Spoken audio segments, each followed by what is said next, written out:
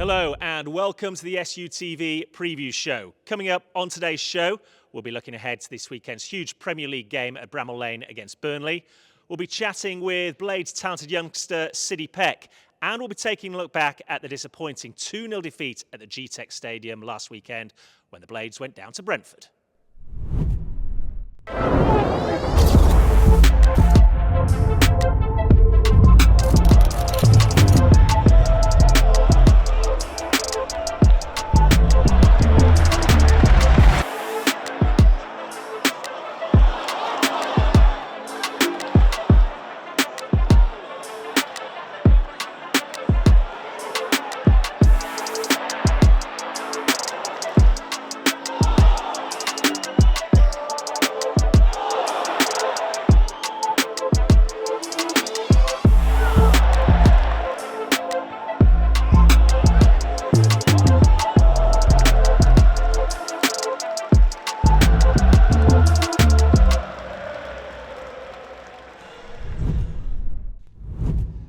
So a disappointing loss at Brentford last weekend. Carl Osula, as always, alongside me. Great to have you on the show, Carl. Your initial thoughts on that performance at Brentford? Well, the performance, again, there were things to take. There were pluses. Again, you were in the game for a large periods. First half, really competitive and unlucky not to score ourselves.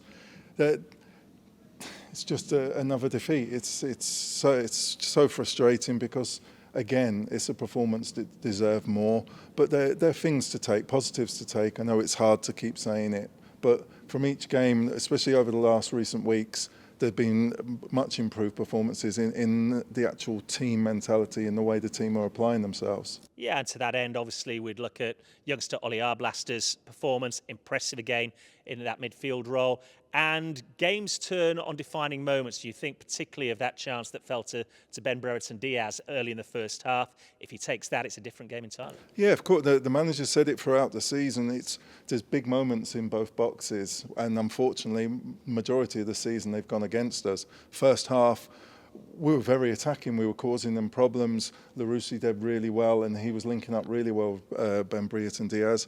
And we did have chances. And unfortunately, again, it's another match where if we score and we take the lead, it can change the dynamic of things, and you can go on and be more positive. Unfortunately, we didn't. We were unable to. And yet again, there's a moment that turns a game for us where that own goal, you couldn't do that. You couldn't recreate that on the training field. At the other end, it's a heck of a finish, isn't it? Yeah, well, if you're up in the other end, you can't do that. It really is incredible. So young Arblaster, no one pointed the blame at him because he's getting back, he's tracking back, and he's trying to block across. And again, on the second goal, if you look who's the man in the picture trying to save it, it's Arblaster. So he's working his socks off, and sometimes when you're working so hard, it's you that things go against. But he's doing his utmost for the team, and another really good performance from him. Elsewhere, Yasser Larouche got a chance to start at left wing back. It allowed Austin Trusty to move into a part of that three-man central defence. How did you feel that worked out? Well, Larousse's done really well. You know, whenever the manager's called him, and since Chris has taken over, he obviously, sees something in Larousse that he likes, and Larousse, his work rate's intense. He's all action. He's very, very attack-minded, but he really puts in a shift going backwards. So, he came off and it was 0-0. He'd done well. He created chances. He is young, but he's dynamic, and unfortunately, when he's come off, we've conceded. But the centre halves, we've gone with the three again. I think Mason has done really well. He's gone about his business quietly and efficiently, hasn't he? He has. He's been very steady. And now, I don't think he was as good as he was over the previous 2 or 3 games, but he was okay. And Trusty in a more natural position for him. And we've got to remember, Austin's a young lad still developing. And Austin's been up against Mo Salah. He's been up against Traore. He's had a really tricky, players to play against. So it will have been nice for him to get back into the left side of three. But we really miss Robbo, Well, I was going to come on to that. Obviously, he went down with what seemed a fairly innocuous incident late on in the game against Chelsea at Bramall Lane a couple of weeks back. Ollie McBurney took over the captain's armband.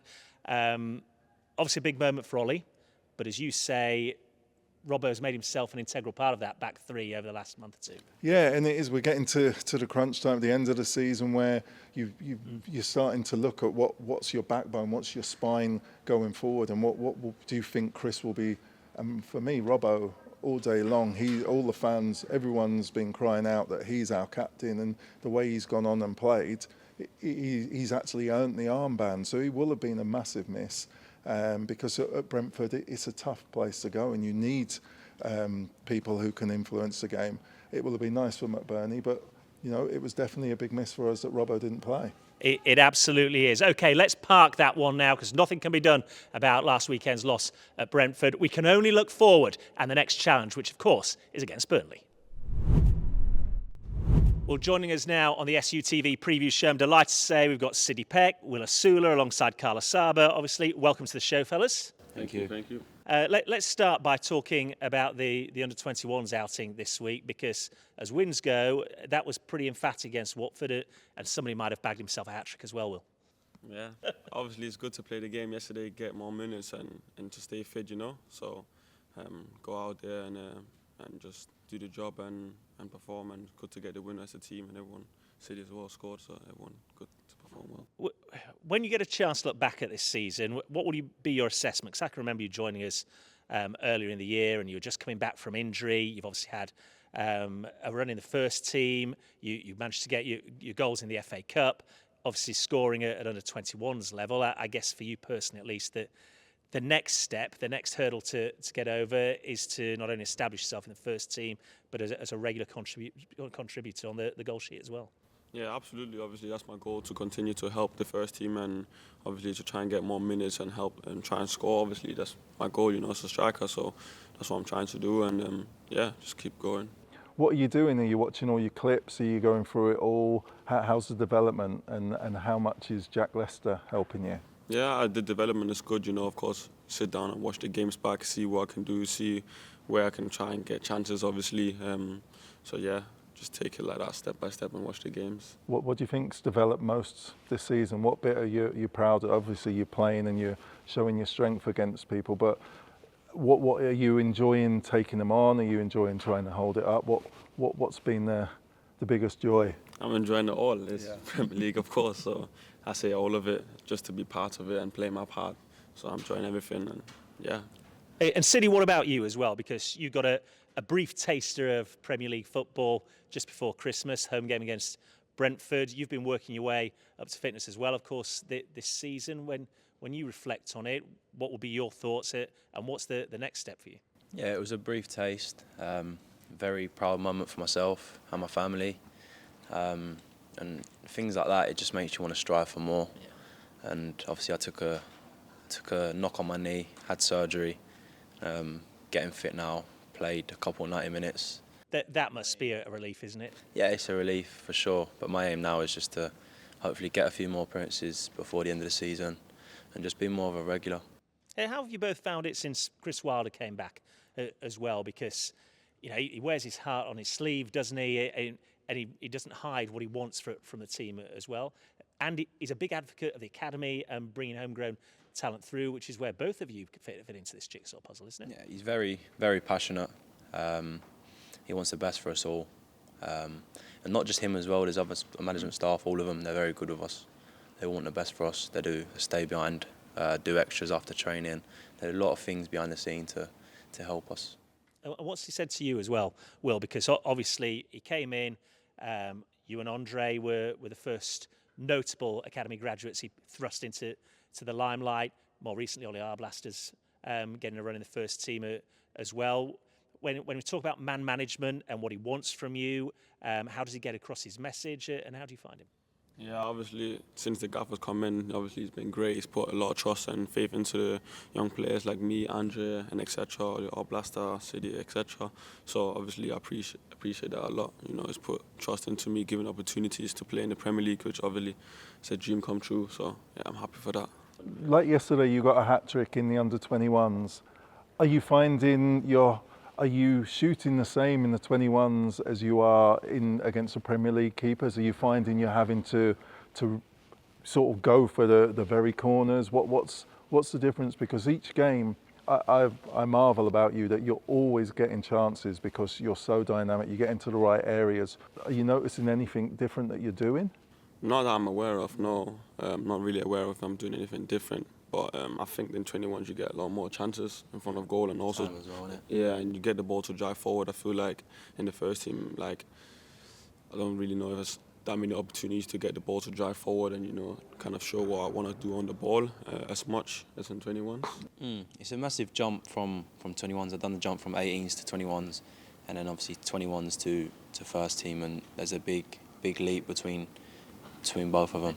And of course, Will, you were just thrown straight into the lion's teeth, weren't you, when Chris came in? Go up against Virgil van Dijk, Liverpool. Easy task. You must have loved the challenge, though. Yeah, great challenge. Of course, you see these people on TV. It's not small players; they're big players, you know. So to come up against them and play against them, good challenge, great experience as well. How long do you feel it's taken you to come to terms with the pace, the intensity? As Sydie was saying, you don't have the same time on the ball, so speed of thought's got to be that much quicker as well. Yeah, absolutely. Everything is quick in the Premier League, you know. You might not get any chances, you might get one chance. So it's just about taking them whenever they come and being clinical and ruthless in front of the goal. So I think it's about waiting for the opportunities. So yeah. And 6 games left in the Premier League this season. I guess it's just about staying ready and being ready for that call should it come your way. Absolutely. Playing whatever my part is, I'm here. And what about you, Sydie? Obviously, you played for the 21s this week as well. Do you feel you're nearing that point when if the manager came knocking, you'd be I'm there just you go? staying patient, waiting for my opportunity, and making sure that when my opportunity comes, I take the opportunity. Well, we wish you both the very best of luck. Chaps, great that you've got time to join us here on the SUTV preview show. And since we're speaking about Oliver Armblaster as well, and he has been named Sheffield United's Player of the Month, let's take a look at some of the highlights. Congratulations, Ollie. You've been voted Player of the Month for March. Must be a very proud moment for you. Yeah, no, obviously I found out now, and then yeah, it's an achievement for me. But yeah, it's just been good that I've been playing, and I've just loved every minute of it. So long may it continue. You made your first Premier League start at Bournemouth in March. Take us back to that day and the emotions that you felt. Yeah, crazy. It was obviously I knew I was starting a couple of days prior, and then yeah, the game I think it was really good that day, and we were ultimately disappointed that we didn't come away with all 3 points. But yeah, to start there, and yeah, it was a good feeling, and yeah, I should have scored, but it was good. And you made your first Premier League start at the Lane against Fulham, another top performance where you really grew into the game. Yeah, obviously it's something I've always dreamt about, to start at Bramall Lane, you know, in front of the fans, and my family were all there, so it was a really proud day for me. But yeah, it was, like I said, it was a good game, and one that we felt we should have won again, but it was disappointing. But hopefully it continues and we keep performing really well. And this is an award voted for by the fans. Do you have a message for them? Just keep doing what they're doing. They've been amazing since obviously I've been playing, and you know, they give us as the lads a massive boost, and you can see, I feel like with the performances the team's put in over this last few weeks, the fans have really got behind it, and it gives us a big extra boost. So yeah, it's been amazing, and yeah, just stick with us and we'll keep giving it us all. Now, on a scale of 1 to 10, how are you? It might seem like a strange question to ask on a preview show, but this is a very serious subject, because here in the UK, a man takes his life every 90 minutes. And here at Sheffield United, we're on a mission alongside Talk Club to try to change that. Talk Club host weekly sessions in the John Street Family Hub at Bramall Lane. They create a safe space for men to talk about how they're feeling and to listen to others. There's no need to buck, just turn up and say as much or as little as you're comfortable with alongside like-minded people. Take a look at this to find out more.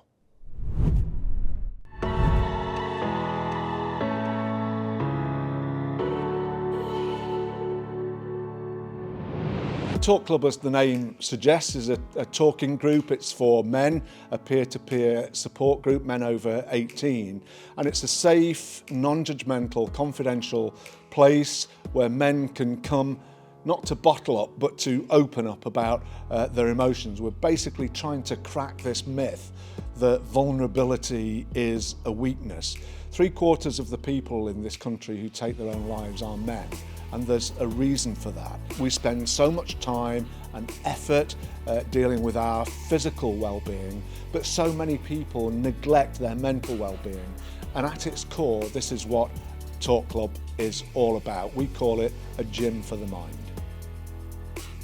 I think we're beginning to realise increasingly that we do need to work at our mental fitness just in the way that we have to work at our physical fitness. And there are certain things that we can all do to improve our own mental health. And talking has been proven time and time again to be the key to providing good mental health. Not bottling things up, not suppressing them, and getting over these outdated phrases such as man up or, strong silent type, the suggestion that men have to kind of take it on the chin and not talk about it, which we know is positively harmful. The suicide statistics in the United Kingdom have stagnated for 15 years, and the vast majority of people who take their own lives are men. There's a reason for that, and it's largely because of these outdated ideas that to be a real man you shouldn't talk about your vulnerabilities. That's one of the things that we try to debunk, if that's the right word, at Talk Club. We say don't bottle up, don't man up, speak up. Vulnerability is not weakness. Any man ought to be able to come to a place like Talk Club and open up about what's really going on inside their minds. Over the 2.5 years since we started Talk Club, we've noticed a real difference. It really can have an impact, and week after week guys are saying that they feel so much better as a result of sharing their problems, sharing the issues on their minds with other people and listening to people. It's about validating. We all want to be validated, and this is what this is all about. Talk Club meets every Wednesday night between 6 and 8 p.m. at the Sheffield United Stadium in the Family Hub, and it's not just for people who are feeling depressed or anxious or down, although all of those people will find something of benefit in Talk Club. For anybody who just wants to keep a healthy mind by talking about the real issues, the things that really matter to men, that's what we encourage at Talk Club, and it's basically an open invitation.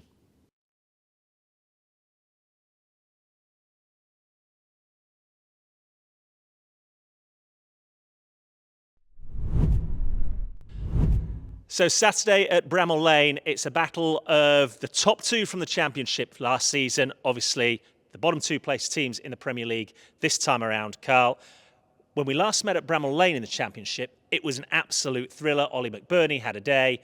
Of course, we all know it didn't go that way, far from it, when they met in the Premier League at Turf Moor back in December. So what is your assessment of these two sides, given the path they've been on, coming into this weekend's clash? Yeah, I think everyone were very surprised how tough both teams have found it, and it just shows that the gap between the Championship and the Premiership is so huge, because both these teams, they went at a canter last season. They were head and shoulders above the rest of the Championship, and we fought with additions that they'll both be able to, aim for mid-table.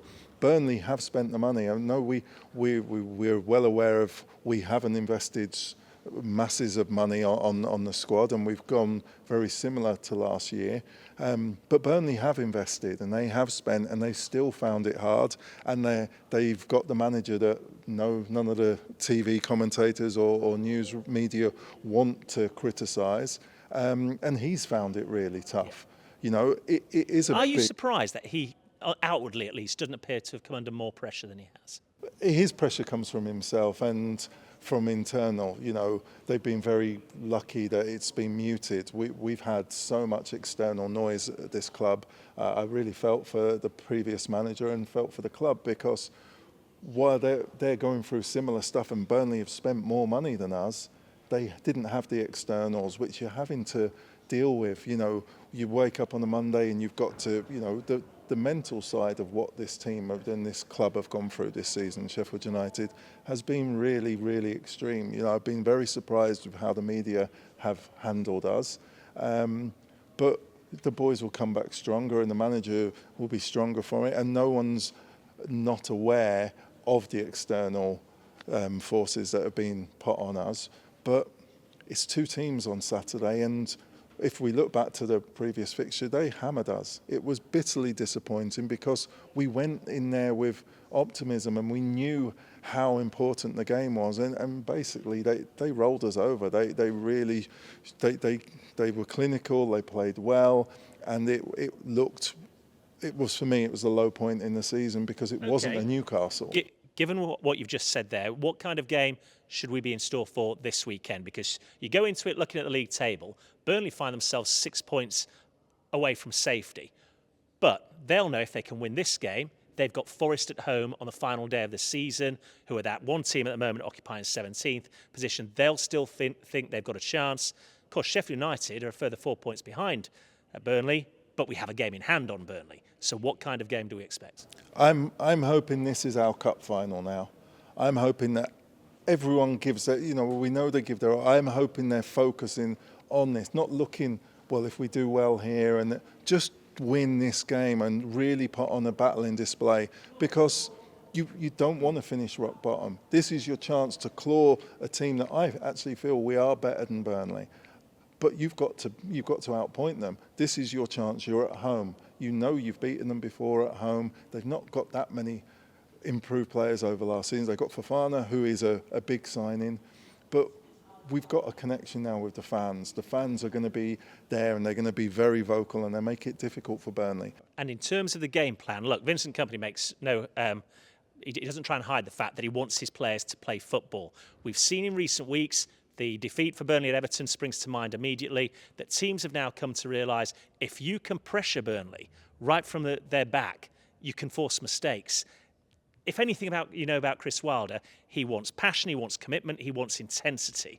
At Bramall Lane, that's a formula for victory, isn't it, against this Burnley team? Well, I hope so, but again, I don't think it's going to be too gung-ho, because, again, with the recent defeats, the mentality, you don't want to concede early. You want to just keep in the game, or it will be measured. So I'm really intrigued to see what formation we go with.